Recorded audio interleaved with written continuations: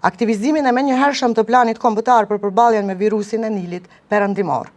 Mbikëqyrje të përforcuar epidemiologjike dhe kontroll sistematik të mushkonjave, e veçanërisht në zonat me rrezik të shtuar. Koordinim të lartë dhe të qartë ndërmjet Ministrisë së Shëndetësisë, Institutit dhe Qendrave për Shëndet Publik, komunave, institucioneve veterinare dhe atyre mjedisore. Informim të rregullt të publikut për numrin e të prekurve, zonat me rrezik dhe masat që po ndërmerren.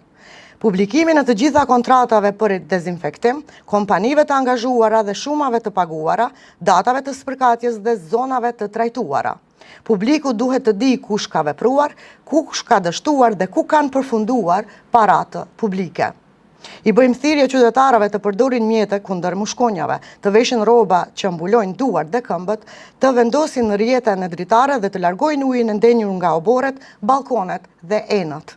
Pas 38 rasteve dhe 4 jetëve të humbura, qeveria nuk ka më hapësirë për vonesa dhe për improvizime. Nevojiten masa urgjente, transparencë plot dhe shumë përgjegjësi